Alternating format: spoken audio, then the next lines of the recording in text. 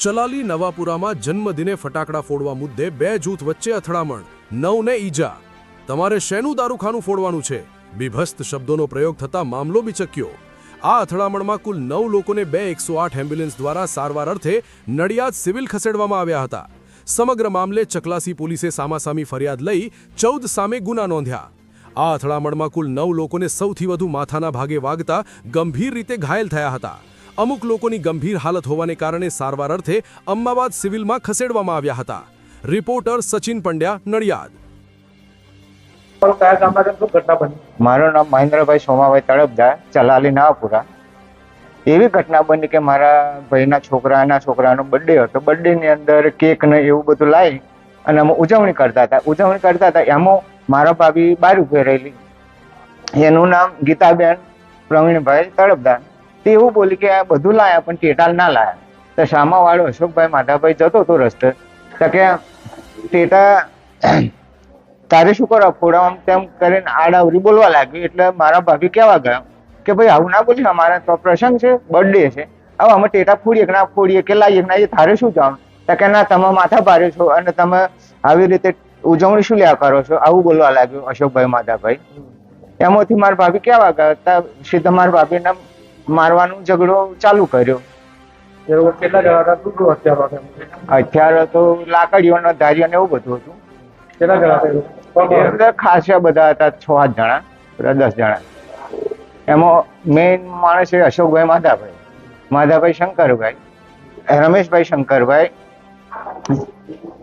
જગદીશભાઈ રમેશભાઈ અને રમેશભાઈ શંકરભાઈ અને માધાભાઈ શંકરભાઈ. હથિયાર લાકડીઓ હતી, લાકડીઓના દંડા. મારવાનું ચાલુ કર્યું. અમે કેવા ગયા કે આવું તારાથી ટેટામ લાવીએ ના, તારે શું જોવાનું? તો એ સીધું મારવાનું ચાલુ કર્યું એને. આવવાનું એ બધું ઘેટા કરાવીને માતાજીના. અમારા લોકોને 5 જણને વાગ્યું છે. એ પ્રવીણભાઈ રઘનાથભાઈ તળપદા, ફરી અંજલીબેન પ્રવીણભાઈ ને પ્રવીણભાઈ રઘનાથભાઈ અને કમળાબેન સાલમભાઈ, આટલા વાગ્યું. અને પેલો હિતેશભાઈ કાંતિભાઈ, આટલા વાગ્યું. પોલીસને જાણ કરી છે, અમે ગયા છે, અમે સિવિલમાં આવ્યા અને એવા બીજા લોકો ચકલાસી પોલીસ સ્ટેશન ગયા. બિલકુલ ખોટું વાત છે, તો અમે માર્યું જ નહીં. અમે ઉપરથી એવા આવીને અમને મારી ગયા છે. અમે કોઈ કશું માર્યું નથી.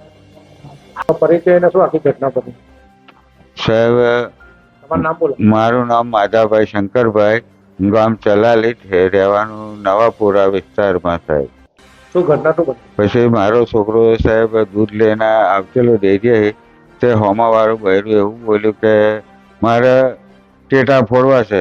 તો આ છોકરો કે મારે ટેટા ફોડવા, આવું કહું એટલે આ છોકરાને સાહેબ ગારામ ગાડી થાય અને 2, 4, 5 માણસ અહીંયા આગળ બેઠે પડી. તે પછી અમારે ત્યાં છોડાવવા ગયા એટલે અમારી ઉપર હુમલો કરીને લગભગ 20 માણસ એમનું હતું. આ 20 માણસ થઈને 2 જણાની જોડે મહેન્દ્રભાઈ જોડે અને હિતેશ જોડે, 2 જણની કમલેશ જોડે સાહેબ ધાર્યું હતું. એના ધાર્યાનો ઘા મારા ભાઈ ઉપર કર્યો, પેલા મારા ભત્રીજા પર કર્યો. પછી મહેન્દ્રભાઈના છોકરે મારા મોટા છોકરા ઉપર લાકડીનો ઘા કર્યો સાહેબ. અને મારી ઉપર રઘનાથભાઈ સોમાભાઈનો છોકરો છે, એને મારી ઉપર આ લાકડી મારી. હા, એ જ સાહેબ. આ લઈને પેલો છોકરો આવતી તો એ જ ઝઘડો, બીજો કોઈ ઝઘડો નહીં સાહેબ.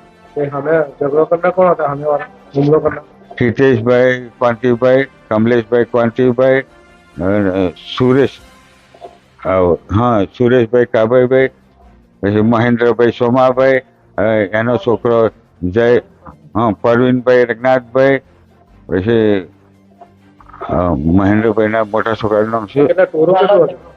જયનભાઈ, મહેન્દ્રભાઈ. આ એમનું ટોળું લગભગ 25 માણસનું સાહેબ હતું અને આમાં 5 જ માણસ હતા સાહેબ. એટલે અમારા ઘેર આવીને સાહેબ મારી ગયા. કેટલા જણા તમામ ઘાયલ થયા? અમારા ઘાયલ તો મારા મોટા છોકરાના વાગ્યું છે, મારા નાના ભાઈના વાગ્યું છે મારી બૈરીને વાગ્યું છે, પછી મારા ભત્રીજાને વાગ્યું છે અને મને પોતે પણ વાગ્યું છે સાહેબ. હાથ ઊંચો નહીં થતો સાહેબ. શું એ લોકો જો હત્યા શું હતું? એમની જોડે લાકડી હતી, 2 જણની જોડે ધાર્યો હતો, મહેન્દ્રભાઈ સોમા જોડે અને કમલેશ પંથી જોડે ધાર્યું હતું સાહેબ. અને અમને ઈજા કરીને હેઠાણ પાડી દઈને ગરદા પાછું માર્યો, એટલે લાકડીઓ મારીને પાડી દીધા અમને. અને પેલા ધારિયાના 2 જણને ધારિયાના ઘા કર્યા સાહેબ.